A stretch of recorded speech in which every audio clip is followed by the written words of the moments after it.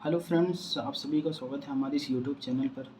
आइए क्लास 6 का second chapter start करते हैं शॉर्ट नोट्स के थ्रू। आप लोग से एक रिक्वेस्ट है, आप इसका शॉर्ट नोट्स ज़रूर बनाने ताकि आपको दोबारा एनसीईआरटी पढ़ने की ज़रूरत ना पड़े। जो भी इंपॉर्टेंट पॉइंट है आप लोगों को इसमें दे दिया गया है, ठीक है। तो आप लोगों को हर एक चैप्टर में छोटा छोटा वीडियो होगा, तो आप लोगों को हर एक चैप्टर शॉर्ट नोट्स के थ्रू पढ़ाया जाएगा। आप प्लीज़ हमारे इस सीरीज़ को लाइक, शेयर, सब्सक्राइब और कमेंट ज़रूर करें और प्यारा प्यारा कमेंट ज़रूर करें। तो चलिए आप लोगों के सामने शुरू करते हैं क्लास 6 का सेकंड चैप्टर ज्योग्राफी का, ग्लोब, अक्षांश एवं देशांतर, लेटीट्यूड एंड लॉन्गिट्यूड। ठीक है, अब इसको शुरू करते हैं। चलिए। अच्छा, पृथ्वी जिस काल्पनिक रेखा पर घूर्णन करती है उसे अक्ष कहते हैं। अक्ष का झुकाव 23.5 डिग्री तथा 66.5 डिग्री कोण, कक्षीय समतल। ठीक है, आप लोग इसको शॉर्ट नोट्स जैसे है वैसे उसको लिख लेना है आप लोगों को, ठीक है। चलिए, विषुवत वृत्त। और विषुवत वृत्त किसे कहते हैं? वह काल्पनिक रेखा जो पृथ्वी को दो बराबर भागों में विभाजित करती है उसे विषुवत वृत्त कहते हैं। अक्षांश, लेटीट्यूड्स, समांतर रेखाएं विषुवत वृत्त। लेटीट्यूड और अक्षांश मतलब समांतर रेखाएं, ठीक है। समांतर रेखाएं विषुवत वृत्त से ध्रुवों तक स्थिति सभी समांतर वृत्त, ठीक है। पृथ्वी के ताप कटिबंध पहला उष्ण कटिबंध। कर्क व मकर रेखा के बीच के सभी अक्षांशों पर सूर्य वर्ष में एक बार दोपहर के सिर के ठीक ऊपर होता है।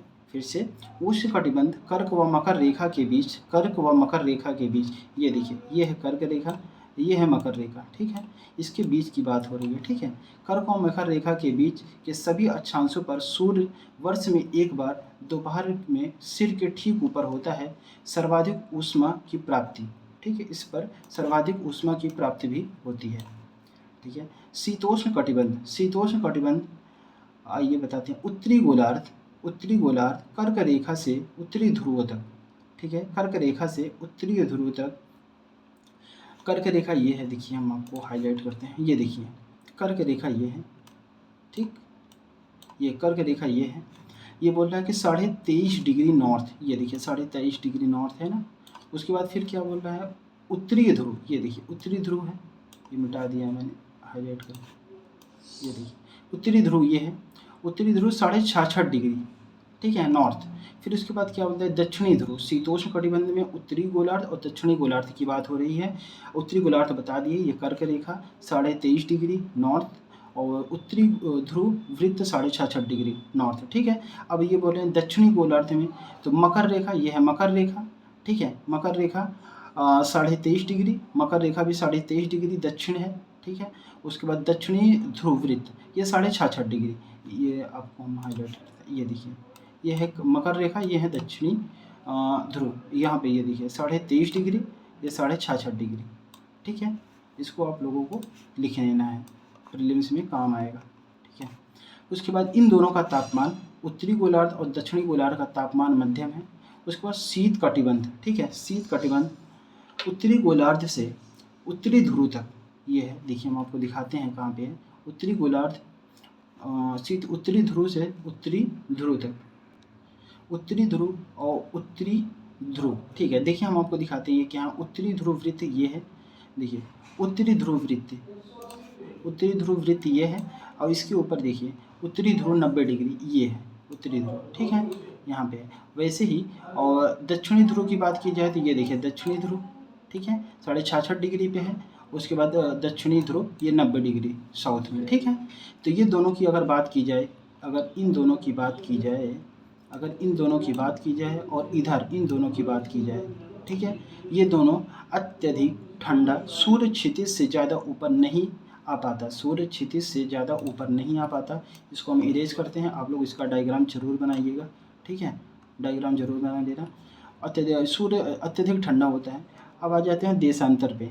देशांतर, किसी भी स्थान की स्थिति जानने के लिए अक्षांश के साथ देशांतर की जानकारी आवश्यक है।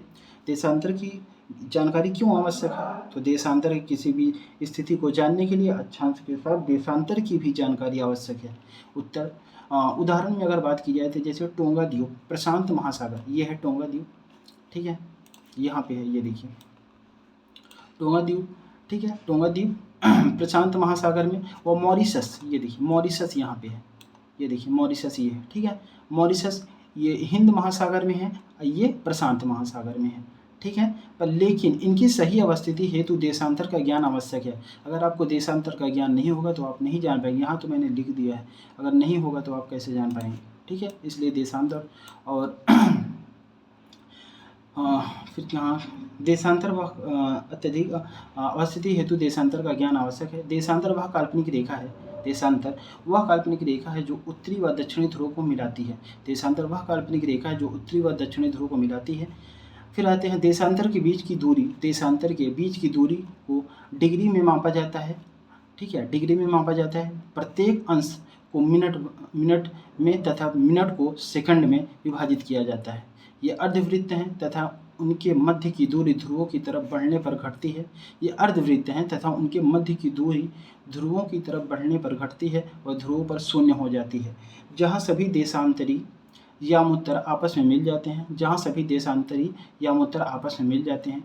सभी देशांतर रेखाएं की लंबाई समान होती है, बिल्कुल समान होती हैं, ठीक है। ये देखिए ऐसे समान होती है, ऐसे चारों तरफ होता है, ठीक है, ये समान होती हैं। इसको इरेज कर देते हैं।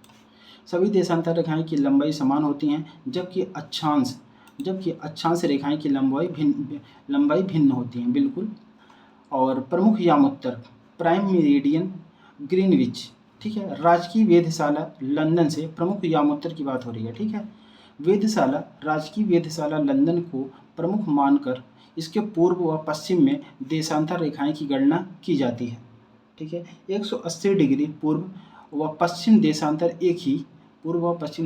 एक ही रेखा पर स्थित है। फिर से 180 डिग्री पूर्व व पश्चिम देशांतर एक ही रेखा पर स्थित हैं। अंतर्राष्ट्रीय तिथि रेखा, जैसे 2008 में क्वेश्चन एक पूछा गया, निम्नलिखित में से कौन सा एक जल डमरू मध्य अंतर्राष्ट्रीय तिथि रेखा के सर्वाधिक निकट है, ठीक है। ऑप्शन दिया गया मलक्का जल डमरू मध्य, बेरिंग जल डमरू मध्य, फ्लोरिडा का जल डमरू मध्य, जिब्राल्टर का जल डमरू मध्य। इसका उत्तर होगा बी, ठीक है।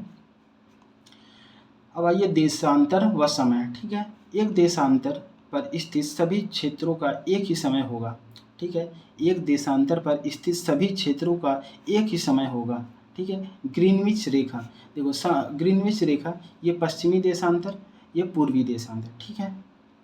चलिए आप लोगों को समय की गणना की विधि बताते हैं। आप लोग देखिए पृथ्वी 24 घंटे में 360 डिग्री घूर्णन करती है, ठीक है।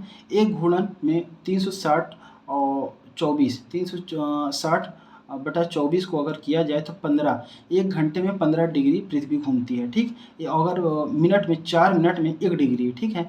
उदाहरण ग्रीनविच से 15 डिग्री, ये है ग्रीनविच, देखिए जैसे ये ग्रीनविच रेखा है, ग्रीनविच से 15 डिग्री पूर्व में 1 घंटा आगे, यहाँ पर 1 घंटा आगे होगा, ठीक है, तथा पश्चिम में 1 घंटा पीछे होगा। जैसे यहाँ पर अभी 12 हो रहा है, ठीक है, तो यहाँ पर 11 बजेगा, ठीक है ना।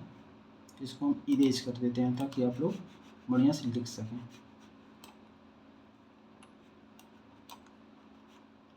देखिए मानक समय भारतीय 82.5 डिग्री, मानक समय भारत 82.5 डिग्री पूर्वी देशांतर अर्थात ग्रीनविच से 5.5 घंटा आगे है, ठीक है। IS प्री 2013 का क्वेश्चन है, अलग अलग ऋतुओं में दिन समय, ठीक है, अलग अलग ऋतुओं में दिन समय और रात्रि समय के विस्तार में विभिन्न किस कारण से होती है। फिर से एक बार क्वेश्चन सुन लीजिए, अलग अलग ऋतुओं में दिन और समय और रात्रि समय में विस्तार में विभिन्न किस कारण से होती हैं। देखिए पृथ्वी के अपने अक्ष पर घूर्णन से, ठीक है, पृथ्वी के अपने अक्ष पर घूर्णन पर, पृथ्वी का सूर्य के चारों ओर दीर्घ वृत्तीय रीति से परिक्रमण, स्थान की अक्षांशीय स्थिति, पृथ्वी नद अक्ष पर परिक्रमण। इसका उत्तर होगा डी। तो आप लोगों को ये चैप्टर क्लियर हो गया। अब इसका प्लीज़ शॉर्ट नोट्स बना लीजिएगा। तो अगर हमसे कोई गलती हो तो उसके लिए सॉरी, और जो भी गलती हुई तो हमारे उसको कमेंट में डालिए, उसको हम सुधारने की कोशिश करेंगे। Please thank you so much, love you all.